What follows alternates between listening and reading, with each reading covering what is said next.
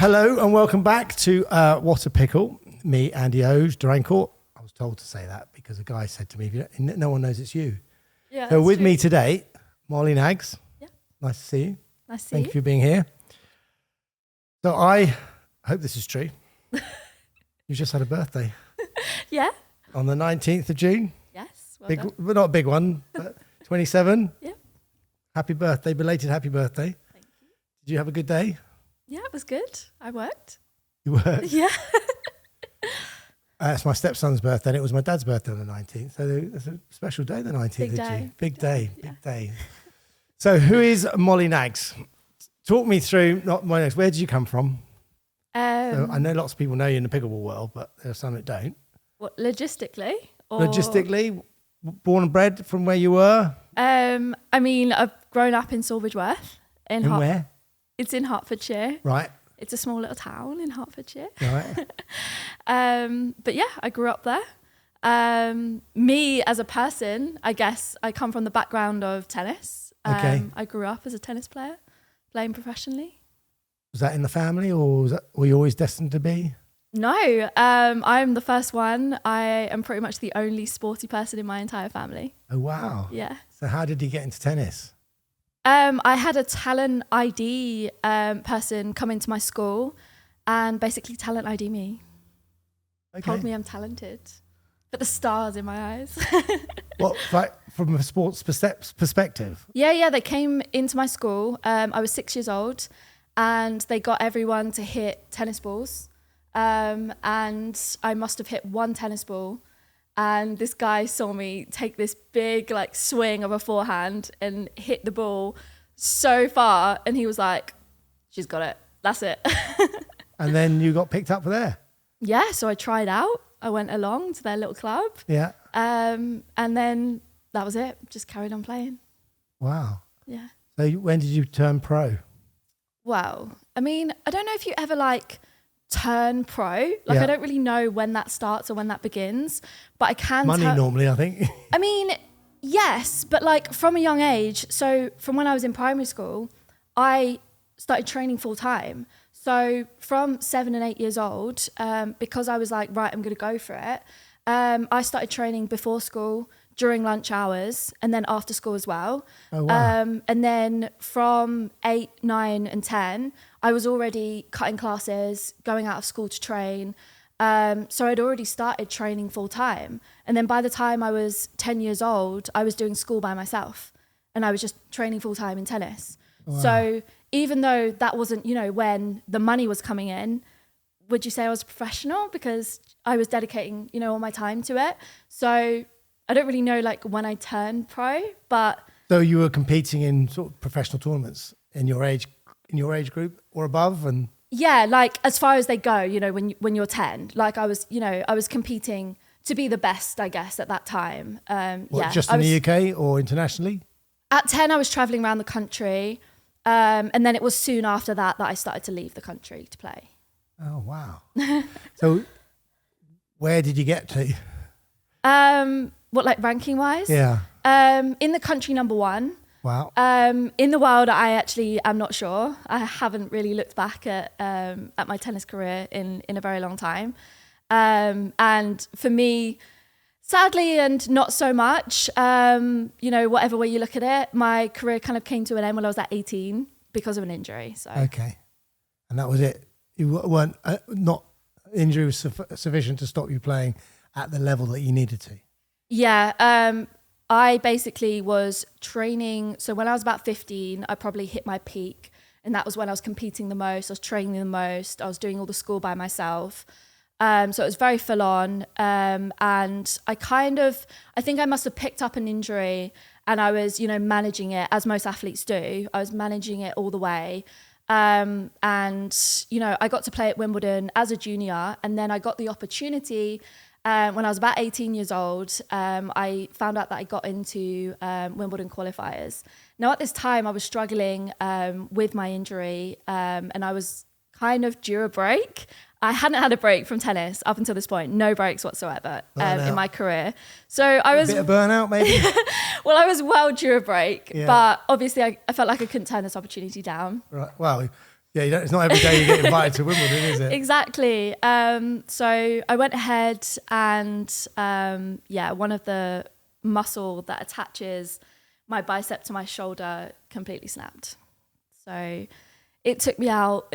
I had to have surgery. It took me out for a long time. That's not good. Because my wife's a soft tissue therapist and she knows all about that stuff. And we started to watch the Federer documentary. I don't know if you've seen it. These last. I haven't seen it yet. No. But he said throughout his career that he would never have an operation because he said that's the beginning of the end. And then he said when he had his first knee operation, he said he'd never come back the same. And then 2 knee operations, and then it's charting it, and we haven't finished it. But that's the thing, isn't it? It's never quite the same, and that's pretty important up here, isn't it? Yeah. You serve and everything. Yeah, especially for someone like me who's known for their power. So. Were you a big server? Yes. Yeah. So who were your contemporaries at the time? Would we know now? Has anyone gone on? Yes. So, my age group is a bit of a ghost age group, to be honest with you, but around my age. So, for example, I did a lot of training with Katie Bolter, and she's now number 1. So, Could you beat her? We never played a match, Okay. so I wouldn't know for sure. I think you could, though. You think you could? Maybe. Yeah. So is that sad to see that how far she's got, and then that's something you could have gone? Not for me, no. I don't look at things like that actually at all. I don't know if that's all my psychological training that I've done since I was a kid. But no, I don't look at things like that. I think that, opportunities that are for me will find me. So I'm very happy doing what I'm doing now. So how did you find pickleball then? Where did that come from? Was that a natural thing from giving up tennis or? No, not at all, because it only came for me a year ago. Right. And it's kind of boring, really. I saw it on holiday in America when I went to play. It's like everybody. When I went to play tennis with some friends. It's not a very interesting story, but I guess what's more interesting is that, when I set my mind on something, I really go for it. Yeah. So I got back and I really wanted to try out pickleball. So my version of giving it a go was trying it once and then heading straight to the European Championships. So that's what I did. And how did you get on there? I ended up coming 3rd. Oh, wow. That's not bad for a first outing. Yeah, is it? not bad. And that was a year ago? Yeah, I think that was last February. So you got a bronze in the Europeans. Yeah. And is that the same Europeans that's coming here in November? No, I think it's different. Yeah. It was quite similar to the Revolution Cup that took place this year. So it's still quite a big European tournament. Right. But no, I don't believe it's the same. Right. Oh, well. So just 1 year. So where are we going to be? God, just doing well, because your duper ratings, you're doing quite well. Your duper rating. I looked it up today. It said 4.9 on singles, or 4.909 if they be specific. Just not quite 5 yet, and 5.177 on the doubles. That's pretty good, isn't it? For a year, not bad. It's not bad, is it? Not bad at all. Especially, I know James is a 6, isn't he? James Chowdhury is a 6. There's no one else in the UK or in Europe, is it, with a 6? No. Wow. So that's great. I've got here 1-time national champion, 4-time international gold medalist. Oh, maybe more. Maybe more now. Yeah, maybe more, I think. I'm not sure. Does that, obviously that must be important to you, though, winning titles? I don't think it's necessarily important to me, but I really enjoy it. Yeah. If that makes sense. I think that a huge part of who I am is mainly as a coach. And when I do it for myself, it's I don't have a massive ego. So yes, I really enjoy winning, but it's not everything to me. No. I just go out there and try and leave it all out there and see what happens. That's good. Yeah. So I've read somewhere about when you do things for fun, you do a lot better at it than when you actually train. And I've seen there was some article somewhere, someone was saying that they turned up, their friend was doing a run. And they said, come on, you do it with me. And they did really well. They'd never run before and they did a really fast time. They said, come on, you should train. And they started training and they never achieved that time again. Yeah. Because they said when they did it was fun. And then when it becomes a bit more serious, you don't always do it. Now that probably leads us on psych and psychology. Have you studied psychology? I have, yes. You've done a degree? Yes, I've done a degree. And I'm also incredibly unique because I didn't really do school, like from secondary school, like when I was younger. Because of tennis? I spent a lot of my time studying performance psychology and NLP, and I was taught and mentored What's in that. NLP for the many viewers? Yeah, so neuro-linguistic programming. Right. So it's all about the rewiring of the neurons and like negative to positive thought patterns. And is that also the same? So I had an ankle injury once, and a therapist said it'll recover 80% psychologically, and you'll be able to play and do whatever you're doing. But then you have to retrain the brain to realise that when it's at a certain point, it's not right, because it's sort of, you have to reprogram. Is that the same sort of thing? Retraining sort of the pathways to say, look, when your ankle turns at that point, it's not quite right. So I guess in a way, so similarly, if I explain to you, so for example, we all have like a survival instinct inside of us. Fight or flight? Yes. And that comes out in various different ways, but it's our biggest challenge. Yeah. So when we experience like emotions like nervousness or anxiousness, it all ties into our survival instinct. Yeah. So what NLP can do is it can rewire those firing neurons to fire in a different way. So because they fire around your entire body. Yeah. So for example, like when you feel anxious and you get stressed and you get tense, Yeah. there are exercises you can do to make those fire in a different way, if that makes sense. Yeah, no, of course. So yeah, it's quite similar. So with that knowledge, did you have that when you were in tennis? Did you get nervous before playing matches?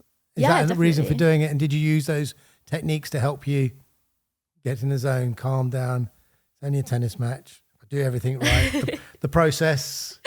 Yes, definitely. I use performance psychology in absolutely everything that I do. It changed my life, let alone my tennis career, and now my pickleball career, my coaching career. Yeah.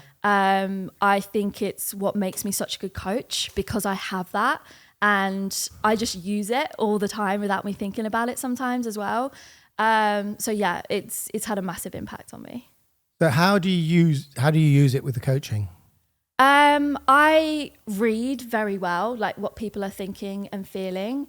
And I can kind of give them mental cues all the time when I'm coaching. I talk very positively when I'm coaching. I never speak in a negative manner. I have, one of the first things that I was taught about coaching actually was you never say no. So I will never say, no, that's not how you do it. No, that's not right. You'll never hear me say that. It's only what you can do better, and this is what we're striving for. Try this, do this. It's the language. It's the language you use, isn't it? Yeah. Because people, I think, even in business, you say, you always start with 10 positives before you even think about addressing a negative. Yeah. This is great. That was well done. All of that. We could have done that better. But you've got to build it up. Yeah. I mean, that must be. It's so important in sport. I don't know if you've seen the Federer. There was a speech on social media. I think he got awarded a degree or something, but he said, as a professional tennis player, he won so many thousand games in his life, and he won 80% of them. But of those 80%, he only won 54% of the points. And his point was that on average, you lose every other point. So don't get het up about a double fault or making a mistake. It's gone. You're going to win. There's the chances are you're going to win the next point and then the next point. I mean, they all say every sport, isn't it? It's 90% in the mind, and 10% is the rest of the ability, isn't it? If you don't go on, if you're not prepared. Yeah, there is not a professional athlete in the world that couldn't do what they do and couldn't win doing what they're doing without the mental training. Yeah. There's not a single top athlete in the entire world that doesn't train their mind. And it's something that I ask athletes quite commonly is, you will... Well, can I cut this short then? Can you fly out to the England squad now and get them ready for tonight? Because it seems like something's not quite prepared. No, carry on, sorry. Well, yeah, like it's something that, I ask athletes all the time, that if you're prepared to go to training, right, you're prepared to go on court, and you're prepared to hit balls, and you're prepared to have someone give you advice, and you're prepared to have coaching, But if you're not training your mind and you're not sure what you should be thinking, when you should be thinking it, how to control your emotions, how to control your focus, and all of these things, if you're not doing that, how do you expect to get better? How do you expect to win? Right? You tell me you really want to win and you really want to get better. Yeah. Well, how are you going to do that without your mind? The most powerful tool that you have.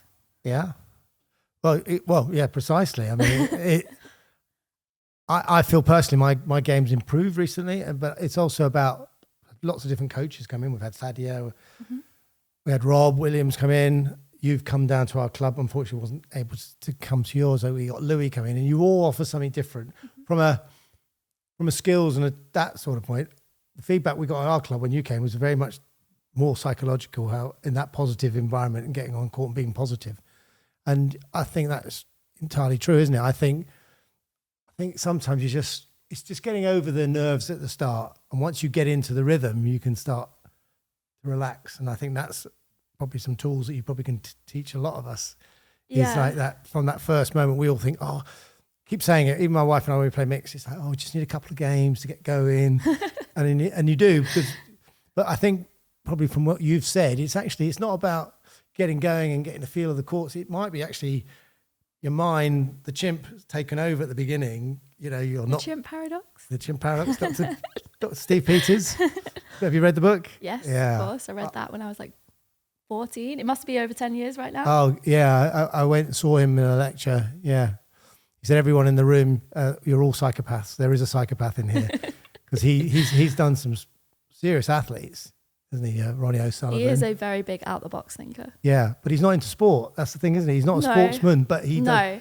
But yeah. A lot of people that make those psychological breakthroughs, I mean, because, you know, it's so applicable to sport. Yeah. But yeah, a lot of them don't necessarily come from sport because they dedicate their time to that instead. Yeah, no, I think he done Ronnie O'Sullivan, hasn't he? I think he helped Liverpool. He's helped the cyclists, and I think he helped Chris Hoy. And even Chris Hoy was like, "What do you need my help for? You're already the best." And I need more, you know. But I think someone said to him, "Well, you're going to make me win," and he said, "No, I'm not going to make you win. I'm going to help you improve, and you're going to do the winning. I'm not going to make you a winner because no one can make you a winner, can they? You have to do it yourself." So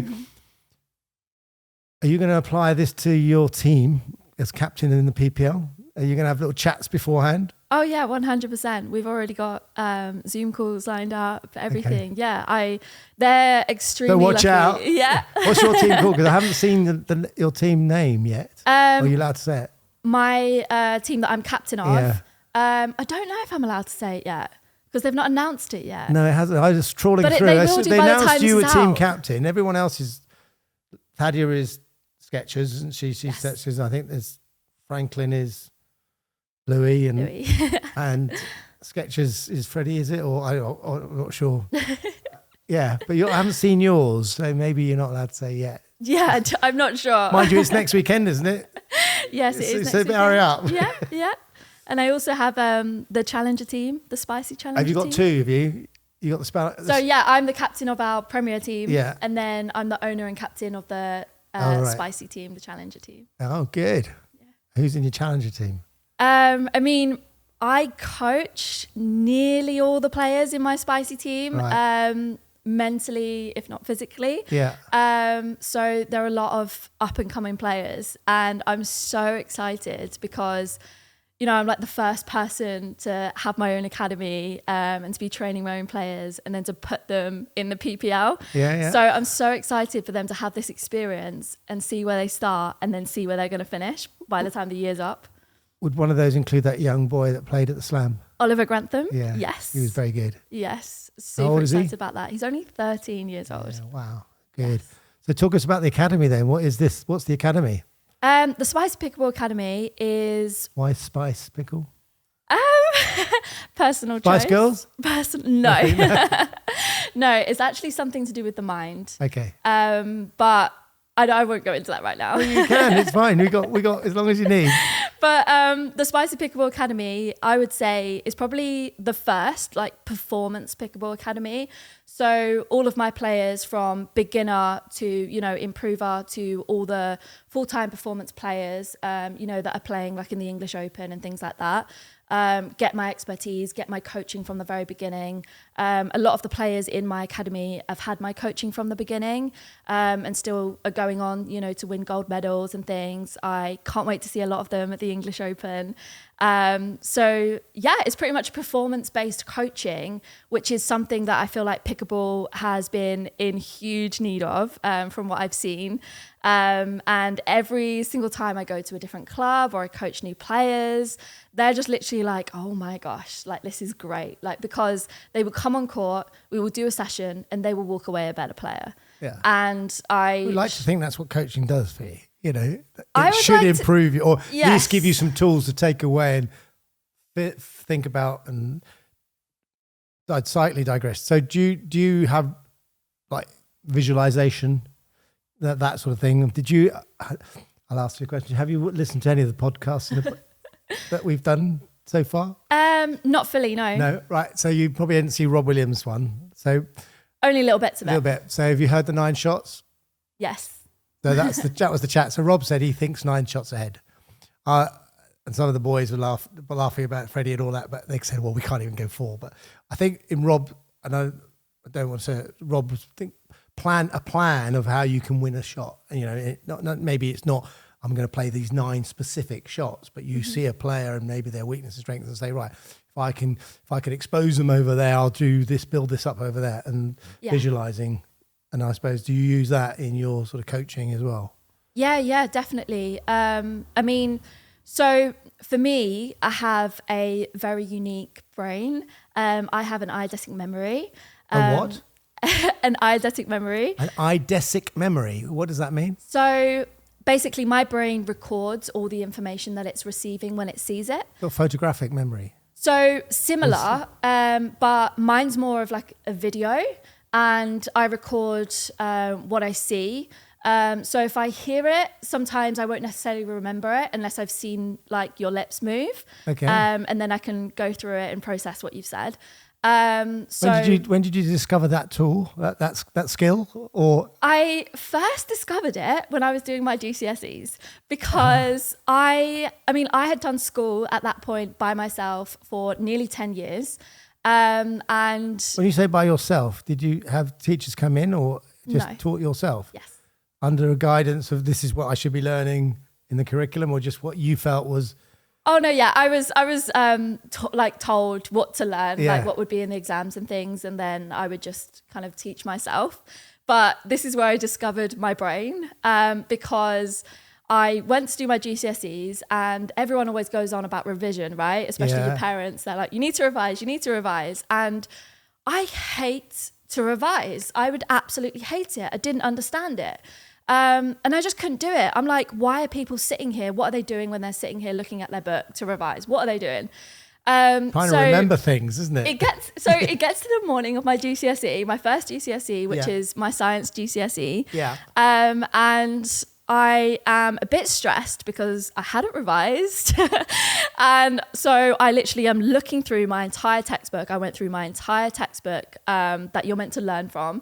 And that's all I had. And I went into the exam and I was looking at the questions. And then as I was answering the questions, I was flicking through the textbook in my brain. And that's when I first realized, okay. Oh, what, like page 27, this is where I'm at. This is it. This is the bit. I would literally go through the entire textbook until I found the answer. And then I would write it down. Did you get an A? Yes. Get an A in all your GCSEs? Yes. A-levels? I didn't do A-levels. I didn't do A-levels. Wow. Probably a good job. We probably didn't have a category. We've never had anyone who's got 100%. Oh, wow. That's a hell of a skill. How does that help you in pickleball or coaching?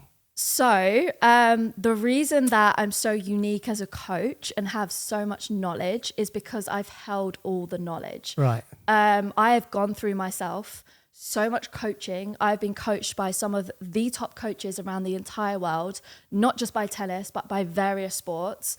I've taken on all their knowledge, all their advice, all their experience, all the playing that I've done, all the athletes that I've seen, and I've recorded it all.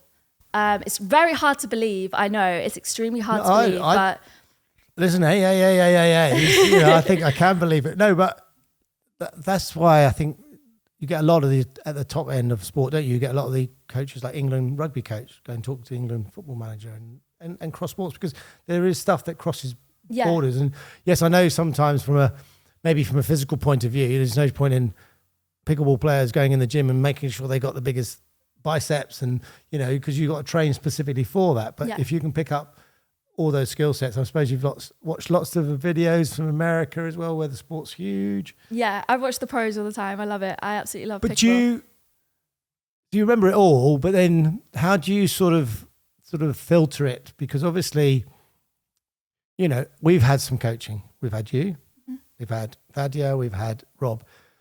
And even though I've had 2 sessions with Thadia and different, and the second time she came, she said, "Oh, things are slightly different now. So what I taught you last time or showed you is slightly changed now, because the game's evolved a little bit as well. And this is what they're doing in America, and because people are hitting harder, we need to be doing this and that." Yeah. So, and even Rob has said it to me. He said, "I've changed my coaching style already."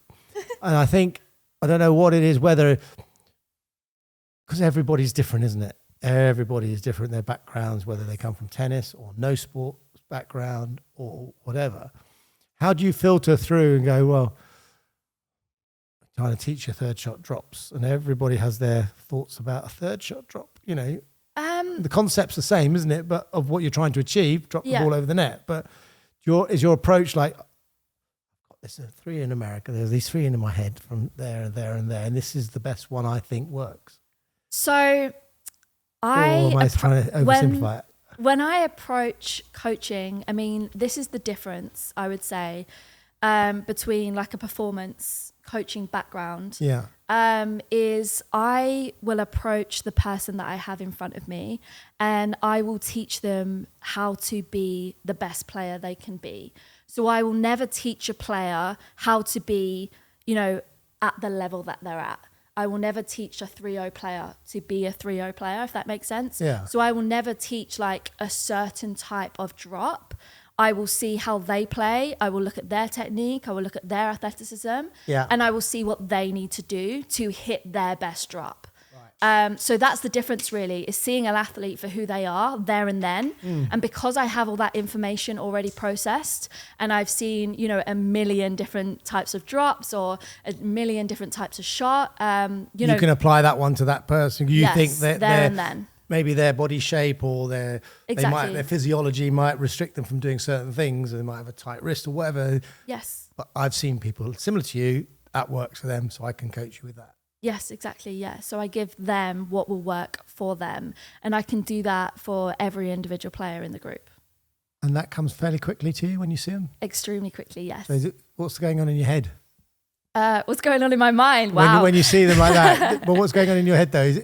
Is there books, videos going through your head going, or is there a trigger that's going, John Brown, USA, his videos is something, is it as simple as that, or does it, or is there a big database there? To be honest with you, it actually runs fairly quickly. So when I first when I came to your club, I was seeing players play for the first time a lot of the time.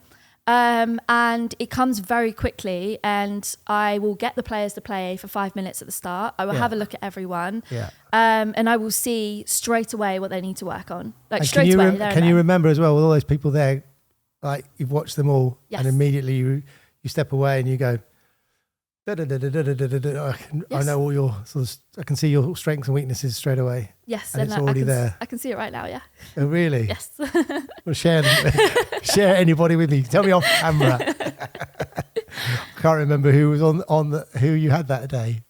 Well, because you do 1 or 2, or are you coming back for a second one? I did two groups on the same night. Yeah. Yeah. Oh, that's brilliant. I would gladly come back though. I love it. No, it's lovely. It's lovely. It's lovely to help people, isn't it? And it's also lovely to see the fruits as well, to see someone progress. How do people get into your academy then? Do you hand pick them, or is it open door, or? It is a completely open door. Yeah. If you come to me and if you want to be better, come and see me. Yeah. If you want to win, come and see me. If you want to be the best, come and see me. I'm a completely open door. It all comes from my heart. I just want to help as many people as I possibly can. What a lovely person. Oh, you're like that. Have you did that guy Simon Squibb on social media who wants to help everyone with their dreams, and he stops them in the street and he says, "What's your dream?" And he said, "I'll give you £5,000. Quit your job now, and I'll help you." And he said that's all he wants to do is help humanity. And then it's funny how some people like, no, I don't have a dream. He said, "You sure?" Yeah, that's literally me. And to be honest with you, it's quite similar, because when I meet pickleball players and I ask them, what's the goal? What do you want to do? It can take 5 minutes of me, not like pressing hard, but, in a very soft, nice way, Rolling. kind of like pressing them to really tell me what they really want to say, which is, yes, I want to be the best I can be. I want to win, and I want to see how far I can go. Yeah. And I'm like, that's great. Let's do that. We can do that. And I want to make that happen. I want to win a gold medal at the Open. I don't care what age category. I've said I'm going to do it when I'm 100. I'm going to be the champion. When you're 100. Because no one have ever done it yet. Let's go. Let's go for it. But I'd like to be, the thing is, for some people, obviously, it is their livelihood, isn't it? So if it's their livelihood, then they're going to focus on it. Mm-hmm. How do the other pros see you then? Because your competition, but I mean, you're giving away secrets. Well, not necessarily secrets, but I mean, say for, I don't know, Freddie or Louis or Thadia, if they said, "Oh, Mollie, can you help me?" Would you help them, or would you? Oh, I can. There's an opportunity. No, 100%. No, 100%. Yes, I would help them. Absolutely. Yes. You think you could help anybody? Yes. Yeah. Yes. There is not a single pickleball player that I couldn't help. Do you have a habit of analysing players when you see them anyway? Just like, oh yeah, it just happens when naturally. you get on court and you go, oh, yeah, it's a gift and a curse. If only you just spoke to me, I could give me 10 minutes. It's a gift and a curse. Yes, Yeah. I can't help it. My brain is always doing it. It's always recording. It's always analysing. I have all that information. The only thing, to be honest, I don't necessarily do is I will always ask. So I will always ask someone, do you want some advice? Yeah, do you want the knowledge first? I won't just go up to someone and say. No, people don't like being told. Yeah. If they're open, I mean, we should all be open to sort of constructive criticism, isn't it? And if you want to improve, it's when people tell you. It's about timing as well. Yeah. It's about saying things at the right time, again, which is part of the psychological element of it, because you could have the best piece of advice for someone that will completely change their game. Yeah. But if they're not in the mindset to hear it, they've not heard it. So you have to find those cues, see those cues, and see them open their mind to the advice that you're giving them. Yeah. You see people blank faces, like shutting down already. Think this is too much for me to take in. And I mean, never with me, because I'm trained enough to know when. Right. But yes, I have seen it with other coaches, and it is really difficult to watch, because it's not that the players don't want to hear it necessarily. It's just, they're in that moment, they're processing something else. Yeah. Or they're going, it's all about through the delivery, their isn't feelings. it? It's timing, delivery, and what you can process a lot more than other people can. So some people is just like a little bit of a nugget. Yeah. Let that sit with them for a while. Exactly. It's a slow burner, isn't it? Yeah, yeah. And work on it. So in your own, so part of your own training, so you obviously use those techniques for yourself. So what is your training regime like? With like nutrition and training? How rigid is it? How regular is it for you? I can imagine, but from the short time I've known you, that it's probably quite full on. I'm not going to lie to you. The mental training is happening all the time. Yeah. I just love it. I'm doing it all the time. It happens very naturally for me now. Yeah. I do not have a lot of time to train for myself. Right. I do not practice pickleball for myself because I am too busy making everybody else superstars. That does come, that is of high importance to me. That is my absolute love and passion. So I do want to practice more, and I'm actually very excited to see, how far I can go the more that I do practice, considering how far I've gotten so far. So there will come a moment where maybe you might have to be a little bit more selfish and take some time for yourself, because that doesn't come without you making the time for yourself, is it? That's what you're going to tell exactly. people. If you want to be good at it, yeah, you've got to make the time. Yeah, exactly. Something's got to give. Yeah, it's all about priorities. Yeah. And, right now, up until right now, I've had so much fun creating my academy, coaching other players, that I get the feeling that I get when I see my players like enjoy themselves and win, and that feeling that they get gives me that feeling, and even more so when I win. So that's like become my priority, is giving that to them and making them the superstar. But yes, obviously, if I want to really go for it, then I might have to prioritize my own training. And is this only for pickleball, or do you do it with tennis as well? I don't play tennis anymore, at all anymore. No. Pickleball is my absolute full time. I'm going full time in pickleball and the performance psychology. Good for you. Wow. So, so what is the aim this year? For me as a player or coach, or as a player. Let's start with you as a player, because obviously you're putting everyone else right at the moment. So as a player, because you've got the PPL coming up and the Open. So what are your objectives? I would say my number one goal is to push myself and genuinely just see how far I can go. See how I measure up right now, and just see how far I go in the Open. I played the Revolution Cup a couple of weeks ago. That the one in Spain? Yeah, that was the one in Spain. Me and my partner got very close to taking down. Who were you playing with? I played with a lady called Pialina.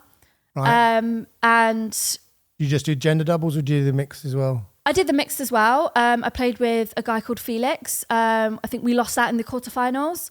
The mix is always the toughest draw. Yeah. But, we did very well in the women's doubles. I enjoyed it so much.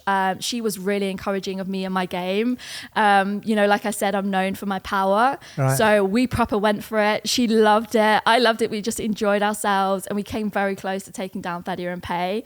Was it close? It was very close. It was a 3-game match. Yeah. It was very close. The score was very close. Did you go to the third set? Yeah, the third set did get away from us. We ended up playing at 10 p.m. And it was really dark, and my partner did struggle to see the ball. Yeah. So that was a shame, but moving forward, we'll see what happens. Well, I think Thadia and Pei are on fire at the moment, aren't they? Because exactly. Even at the Slam, they beat James Louis, didn't they, in the battle of the sexes, which was great. Which is that's no mean shake, really, getting close. Isn't it? Exactly. I assume they went on to win, did they? Yes, they did. Yeah. Yeah. So wow, so PPL. Where did you come last year? Were you captain last year? Yes, I was captain last year. So last year was a bit of a whirlwind for me, because I had just come into pickleball. I helped set up the PPL with Ed and some of the other guys. I thought it was a great idea. I was so up for it. So I went into it and I didn't know the other players, so I didn't know anyone. So I did kind of go in blind, and I took the knowledge, obviously, that other people had given me to pick my team. And I think we did very well. I think we must have been, on paper, probably like the weakest team on paper. But what we did is we took all the strengths from all of our players. Throughout the season, we looked at what everyone was best at, and we tried our absolute best. I feel like our attitude was absolutely great. We had a great time. I think we became 3rd or 4th last year in the league. In the league. Did you go to finals day? Yes, everyone goes to finals day. Right. And I think that's when we ended up. It was either 3rd or 4th. Yeah, because that's semi-finals and then final, wasn't it? I watched the stream. It was very good. And James came out on top, didn't he, this time? Yes. Thadia won the league, didn't she? And then James won the finals day. Finals day, yeah. Some good pickleball. So if you are known for your power. Yes. So have you brought that sort of tennis power into your pickleball game then? Oh, yeah. I can't get away from it. It's just everything. It's just who I am. It's my best asset. Okay, but so pickleball dinking, yeah? Yeah. So do you get frustrated with dinking, or no? Or just the power, use the power at the right time? It's all about timing and the right time. I don't get frustrated with dinking at all. And if you look at the game and the way the pros are playing, it's the way it's going. You know, you've got more tennis players coming into pickleball, and they're bringing their power with them. And there's a lot of female pickleballers that have risen very quickly because of their power. Do you think that not goes against slightly the grain of what pickleball is about? No. Rather than playing mini tennis, pickleball is a slightly different sport.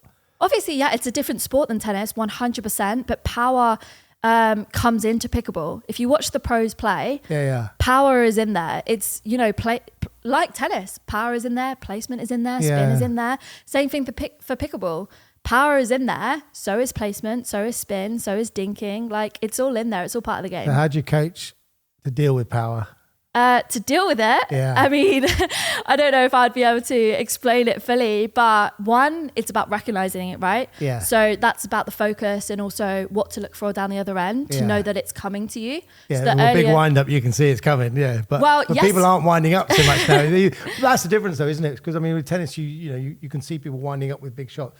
Yeah, and you've got time. You've got time. In pickleball, if you do see people winding up, generally you think it's going to come, but if you're playing it in front with quick power and you don't see the movement of the paddle or the hands, it's recognizing it, I suppose, in your head. This is coming at me. Be ready. Yeah, and it's also about knowing certain patterns. So a bit like what you spoke about earlier, is knowing, you know, if I put the ball here and then if it goes there, that's the most likely reply. So it's also about learning that, which obviously my brain does give me an advantage in when you're learning patterns, because that's literally what it does. But anyone can do that. Anyone can start learning that and picking that up, especially, you know, applying it to their own game and what they like to do. So it's more about moving into, okay, what patterns do I play and what's the most likely reply from that? And which joy do you get more out of playing, singles or doubles? So it's tough because I would say doubles, actually. Yeah, definitely doubles. I haven't played as much singles as I would like.